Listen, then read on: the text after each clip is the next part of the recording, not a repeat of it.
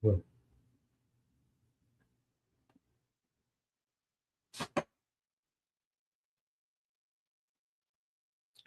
seems like it.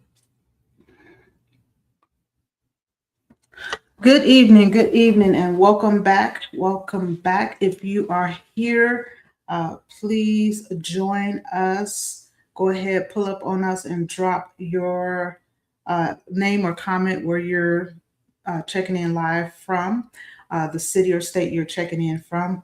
Go ahead and let us know. All right. We are ready again for night number 12. Let us know if you could hear us or if you can see us. Let us know what you're seeing on your end if you can and will, please. All right. Looks like we are here. We are live.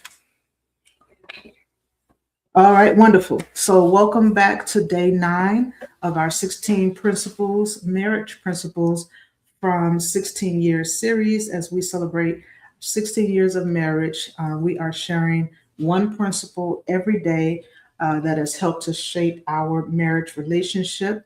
And we'll be sharing these principles through the end of July. We truly pray that tonight's conversation will help to encourage you, whether you are um, engaged, married, or courting, or praying to one day be married. We just hope that this blesses you. So let's go ahead with our next principle for tonight. Awesome, awesome. So our marriage principle number 54 is survival seasons require teamwork. Survival seasons require teamwork. Now, if you guys are a FIFA fan, then you know what I'm doing. Okay. If you don't know, then I guess I won't worry about Is it FIFA or FIFA? FIFA. FIFA or FIFA, either one. Okay. Survival seasons require teamwork. All right. Let's go. Okay. Sorry. So the strongest marriages you got off track. No, I got caught up in the moment of FIFA. Okay, because there's so much in principle we were saying. Guys, we're gonna need your help tonight. We're gonna need your help. Somebody is gonna need your help. Staying focused. All right. So every marriage experiences. Wait, what's our principle again? Oh, survival seasons require teamwork. Okay. The strongest marriage learn how to face adversity together rather than against each other. Every marriage experiences seasons that test its strength, financial hardship, health challenges, grief, career transition, raising children, or unexpected setbacks. All of the above. So every marriage is going to experience these things. These are actually the moments that reveal whether a couple will fight each other or fight together during those difficult times. So we've discovered that surviving difficult seasons, it actually requires teamwork, it requires prayer, it requires flexibility and an unwavering commitment to stay united no matter what may come. Your commitment has to be unwavering, and it should be similar to our relationship with the Lord. Nothing shall separate me from the love of God. So that's how your mindset has to be in your marriage relationship. Come what may, we're in it to stay. Period. Yes. So we want to give you a sweet spot scenario. And a family suddenly loses half of its income. That's a blow. It's not that's like COVID right there. But anyway, stress is rising, COVID. Bills are piling up. Let me stop. One spouse blames the other shuts down emotionally. What's the first conversation they should have? That's so good. The first conversation that they should have. So one spouse or one party in the marriage is blaming the other, and the other one just shuts down emotionally, probably because they are being blamed. So what is the first conversation? So it's a difficult season, and regardless to how you got there, by whoever's fault it was, I to me, the immediate task at hand is fixing the problem, or not necessarily fixing the problem, but finding out how can we manage where we are right now. We don't want to focus on how we get here, not yet. We are going to go back and look at that, but we want to find out if it's a difficult season, half your income is gone, bills are piling up. That means that things need to be taken care of right now. We don't have time to play the blame game. We don't have time to shut down, because guess what? Those days, weeks, months of shutdown, days, weeks, months of blaming somebody else, that's more days, more weeks, and more months of more bills piling up and more things not being taken care of. So I would think, let's sit down and figure out how are we going to tackle this now. That's the first conversation to me. Mhm. Awesome. So there are 3 ways to survive a difficult season together. Right. Okay. So the first way is, first of all, remember the problem is not your spouse, unless it is your spouse. No, for real.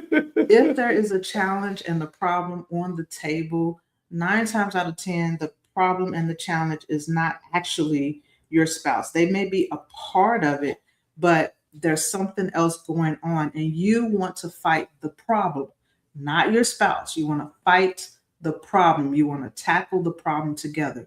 And then obviously don't fight each other, because this problem that is standing before us right now, it's going to take both of us to tackle this problem together in order to successfully survive this particular scenario. And I want to throw this caveat in here. We're talking about survival, and we'll get to this point later on, but not every season in your married life is going to be a thriving season, but not every season in your life is going to be a surviving season, right? But when you're in that survival mode, you want to tackle the actual problem at hand. Awesome. So next strategy would be to stay connected under pressure. Now, this is so essential. It says under pressure, because you're not going to be able to do it under pressure unless you've been doing this consistently already. So when you do it, it's just an automatic memory reflex kind of thing. You want to talk. You want to talk to each other in this circumstance situation. Obviously, you want to pray. That's the first thing you want to do, is pray and seek the Lord, acknowledge the Lord in your circumstance situation. You want to encourage yourself, encourage your spouse, encourage Yes. each other, Yes. and say, this is just a test. This is, take all the scriptures that don't make sense, but it makes sense in the spirit. It says, count it all joy, and, different things of that nature. So you're trying to encourage each other with the word, and even through past history or circumstances that you've been through, that will help you to remember how the Lord brought you out from the past mistakes, or how you escaped out of that situation. Obviously, you want to listen to each other and be able to have a voice to speak even in the hard and challenging time. Pressure exposes weakness, but the other side of the coin is, but it can also strengthen unity. So good. And I'm going to say too, when you're encouraging each other in your marriage relationship, and even when you're dating and courting. Now, bills are not piling up when you're dating and courting, hopefully. But once you're married, then if you're going through a challenging season that specifically is financial, it could be other areas that you're going through. But those are the times where you want to encourage each other. But there's something that we like to do. And I'm not going to give you all the details, because we can't give you all the juice. But we have this statement in this season that we're in right now. And it's a funny statement that we say when we feel the challenges of life creeping up on us. And it is in the area of where we're building. It's an area of our marriage that we're working on. We're building it up. And it sounds kind of crazy to say, because it's a little bit of a dream as well. But there is power in unity and power in agreement. And so I want to encourage you that when you're encouraging each other, get a statement that you both, and only you both, can share with each other. You both can understand it. It's like an inside joke. And no matter how crazy, how unreal, how impossible it may seem, say that statement to each other as a way to encourage that we may be in this scenario right now, but it's not going to always be like this. All right. So here's the third thing that you can do to survive difficult seasons together.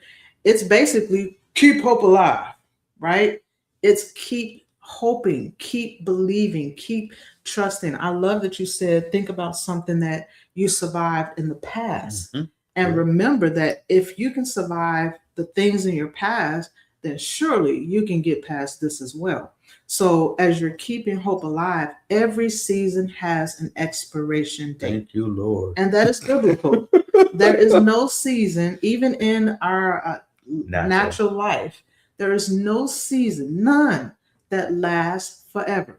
Now, I know we have those weird seasons that linger, that do crazy things, unexpected things, but at some point, that season has to move away and a new season has to announce itself.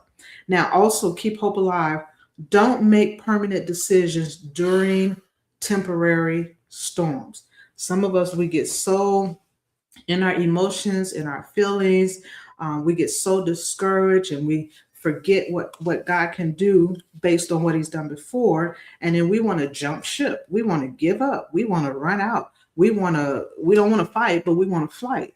This is not the time to fight. This is the time to fight, to stay together and to fight so that when this season does pass, you can together experience the sunshine. Yes, you've experienced the rain. Yes, you've experienced the thunderstorm. But baby, if we're going to go through the thunderstorm together, I'm sticking around for the sunshine, right? So don't make permanent decisions in temporary storms. Wait it out. It reminds me of the Tasha, that movie we was talking about, where her and her husband, she's got an idea he's working on. Then eventually she gets divorced, and then she made. Oh, is that acrimony? Acrimony? All right, so we're not bringing movies in right now because we didn't vet that movie. But he was sharing this movie where the husband and wife had been married for several years, right? Yeah. And the husband had this dream. He was a bit of an entrepreneur, and he was building this device, but he couldn't quite get it to work right for many years. And the wife hung in there with him and stuck in there with him, but they had to go through challenges. They had to live in places that were not as nice. They were low on money, had bills. They were they were going through. And the thing was, they had went through this for years, several years. I almost want to say it was like 15 years or so. 10, 15 years. It was a long time. And the wife, eventually, she just got tired of it. She got fed up and she gave up on the husband. And he kept telling her, just hang in there with me. It's going to work out. I'm going to get it. But then there were seasons where even he began to get discouraged.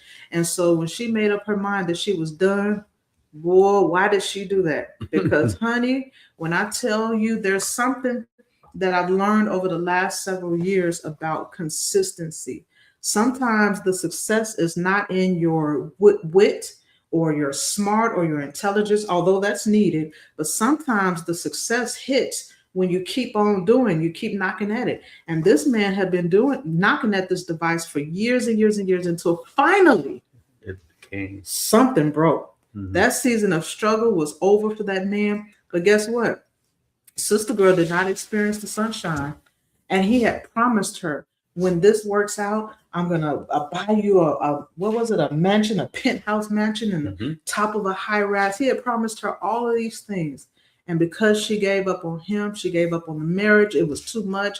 It was too heavy. I'm out. I can't do this anymore.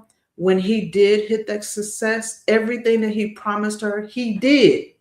But she did not experience it because she made a hasty decision in the midst of a temporary storm. And yes, I know after you have gone through something year after year after year after year, you get to a point where you don't really know if this is a temporary storm. This might not be a temporary storm. This is going on for quite a while. But I promise you, if it's nothing that is a physical abuse or mental abuse or something harmful to your life, you better hang in there and work it out. Become what she probably should have did is just become content with what they did have. There's multiple ways it could have went, but at least the storyline was that. So But he definitely took care of her even after they got a divorce. He made sure that he broke her off a piece, but she had the money, but she didn't have the relationship. Yeah, she had a piece. What's that? Oh, don't break me off for a piece. I'm staying there because I Oh, want the pie. I don't want yeah, a piece yeah. of the pie, Yeah, right? yeah. And somebody else was living her dream. Yep. But that's why we say keep hope alive. That's why we say keep hope alive. But that's important to even throw that out there. Yeah, Somebody else was living her dream. Now she did. She put those years into that marriage, and somebody else came in the picture and benefited from what she spent years building up. So don't take flight in stormy seasons. It's temporary. yeah. Let's get some scripture on here. Gotcha. Galatians 6:2. It says, "Carry each other's burdens, and in this way you will fulfill the law of Christ." This verse commends believers to support one another and in one another through life's heavy trials. And you need that. You need that support, to support each other because thank God, one of the things I thank God for truly is God doesn't allow all of us to go through the same test at the same time. Because if He did, we would all be either get whipped or we all be victorious, one or the other. But we couldn't help each other out because one is not going through at the moment, but eventually you will go through. So you're holding each other's hands. So, Yeah. bear one another burdens. The Greek word for burdens is baros, refers to heavy, overwhelming weights that someone cannot easily carry alone. Paul encourages a community to step in and share that heavy load. And we do this even in our secular world where when people are suffering through, just like with the young boy that the circumstance happened and people are stepping up and just coming out of nowhere to encourage or strengthen the mother in the circumstance situation. So they're helping her to bear the burdens of the weight she has to carry so it doesn't weigh that heavily. The law of Christ in this portion refers to Jesus' ultimate commandments is to love one another as I have loved you, especially when you can see it in the context of it as well. Yes. So, and in marriage, that is a great way. We always want to go outside of the confines of our home and our own families and do things in like maybe public ministry or community faith ministry. But showing the love of Christ, that is required also in our marriage.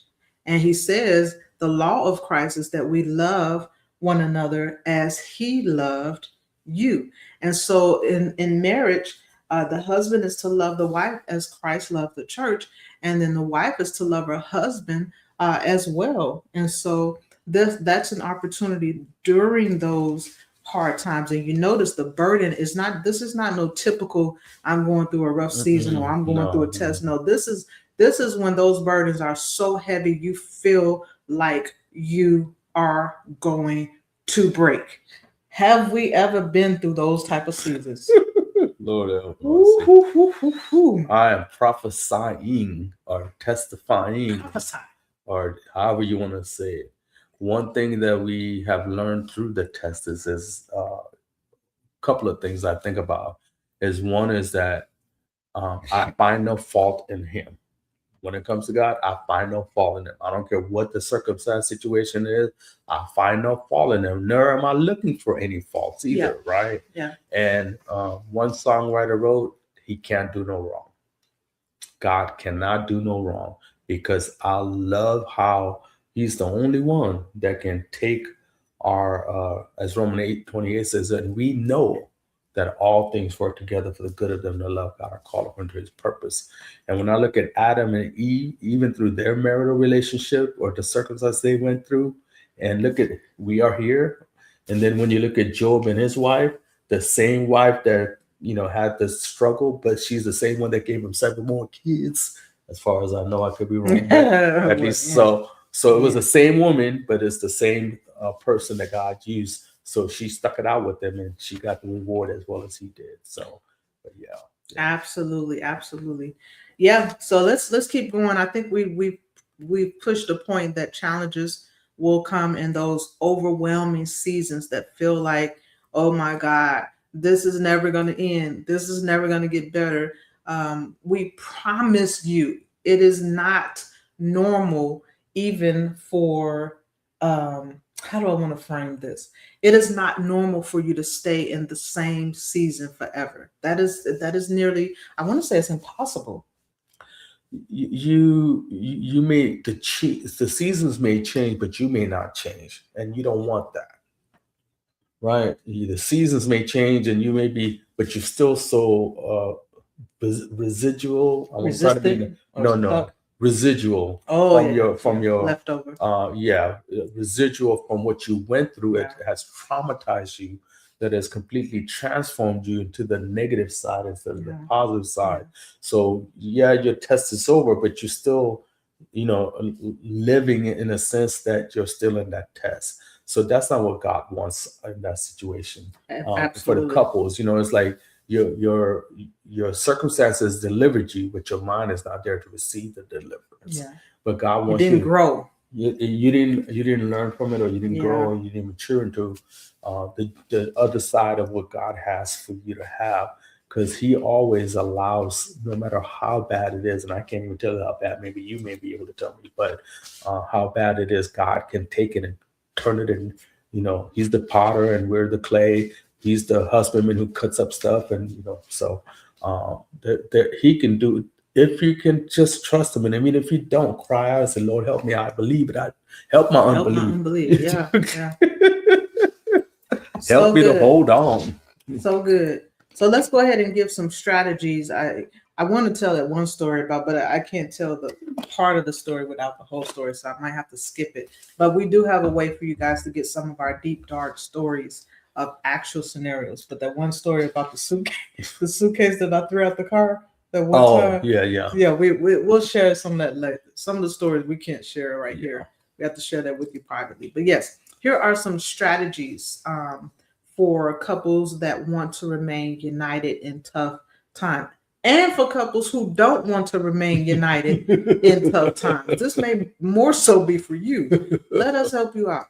So couples remain united in tough times by what? Shifting your mindset.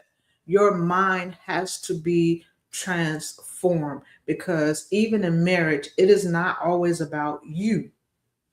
Either of you, right? It's, okay, we got it.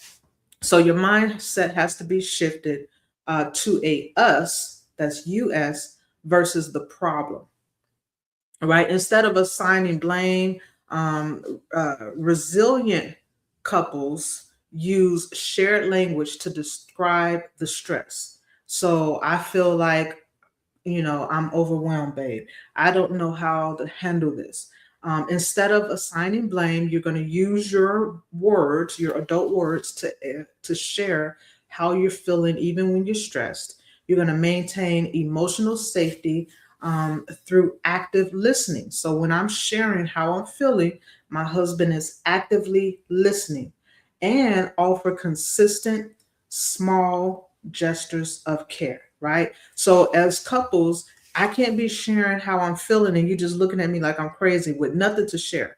Share something. And let me say this, because I know not everybody are good communicators. Some of us are still growing in that area, and all of us should always be growing in communication. Get a statement. Get some filling words. If you're not sure what to say, get a couple phrases that you can pull out and use, and they can become a part of you. For example, if your spouse, let's do this for the men. Let's go ahead and break this down. If your wife comes to you and say, we really have a lot of responsibilities this month, and I don't know how we're going to make ends meet. I feel really stressed and overwhelmed. What is something that the spouse can say, the husband can say to that wife? Just a simple phrase to let the wife know that this is a small gesture of care. I think the best thing we can do is obviously listen to the person, because I think that's what God does, is to confess faults one to another, or come boldly to the throne of grace to make your petition to be made known. So if she's speaking to you, or vice versa, you allow them to vent or to speak what they're saying, allow them to say their feelings or what they're feeling, And then once they are finished, then we encourage each other and say, let's, if we have never been through anything like this is our first time, then we pray and ask God to give us words of encouragement or to find scriptures or something that we can hold on to, that while we're going through, though he slay me, I will trust him. I think the Shinogen says, not yet. That meaning that it hasn't come yet. It hasn't come yet, but it will be coming. Okay, so do this for me. Put that in one sentence of how you can encourage or show that you care in that moment of the wife being stressed. I feel your pain, but we're going to take it to the Lord in prayer. Okay, so that's one way of showing that you care. Now, it depends on your husband's personality, his temperament, and maybe his spirituality of what he's going to say, but that is one way to respond. But you want to respond with some gesture of care. Now, here are some specific intentional habits that you can use to help build up each other during these times. And this requires unity. So the first one is what? Adopt a team mentality. So you want to be consciously changing from me versus you language into we language, because we're both in this circumstance and the situation where we're both going to reap the rewards of those things that we're going to receive. So it should be we instead of you. So good. Then next, you're going to prioritize emotional safety. So you want to create a space where both of you can feel free to express sadness, fear, frustration without fear of judgment. If you are a spouse and you cannot share with your partner your true feelings because you feel like you're going to be judged, that is a conversation that needs to be had, right? And there may be some work that you need to do on your part as well, but you do not want to go through your marriage feeling like you can't share something because your spouse is going to judge you. You need to let your spouse know at the right time that you feel like that, so that you can be reassured that you're not being judged. We're in this together. So you want to validate each other's feelings before attempting to jump in and solve the problem. So sometimes we want to go right and solve the problem right away. But before you do that, make sure you understand each other's feelings and validate that by just acknowledging, like Karen said, I feel your pain. I understand that you're feeling this pain, but let's take this to the Lord in prayer. And once you do that, then you can come back to the table and begin to work on solving the actual problem. All right. So that's the second intentional habit that you can use. And also offer consistent but small gestures. Mhm. When stress creates distance, simple grounding act of affection, such as a hug, holding hands, or reassuring touch, help calm the nervous system and build connection.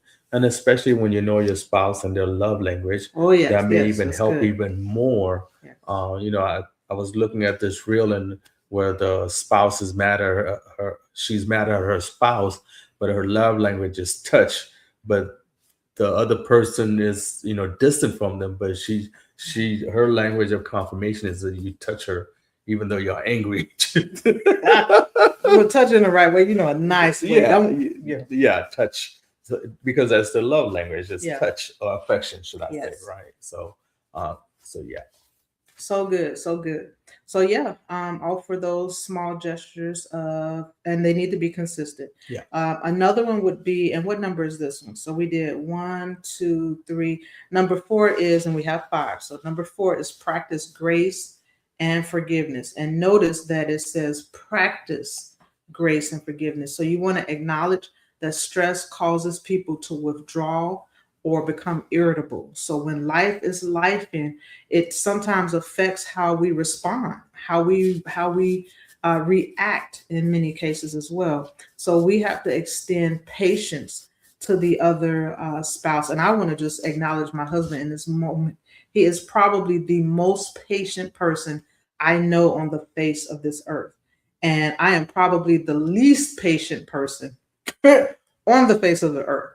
But growing in that area. And so patience during emotional moments and also choose to forgive past mistakes rather than letting resentment build up. So good. Easier said, maybe than done. But that's why it says to practice grace and forgiveness. And now that we know that stress can cause irritability and cause people to withdraw, and all you're getting, get an understanding. Why is my spouse acting this way?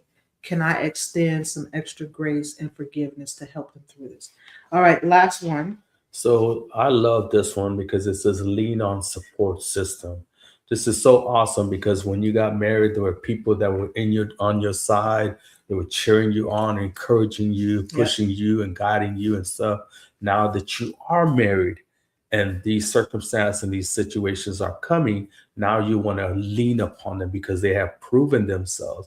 And some of them probably told you the truth of the matter of what they thought about your spouse, whether it was good or bad, but you know what they said was truth because they were willing to say it rather than just to snub it or hide it and not telling you anything about it. And they allowed you to make the decision. So you do not have to navigate difficult seasons alone. Many couples find comfort in shared values or faith, while others rely on trusted friends, mentors, or licensed counselors for guidance. Sometimes you may feel like, nah, I can't talk to my friends or my support system, but you can go to a licensed counselor for guidance. That way you're completely neutral or they're neutral to your circumstance situations. So you don't have to worry about that. And plus they signed a waiver saying they can't be talking about your stuff. So you can legally hold them accountable. So you don't have to worry about that part.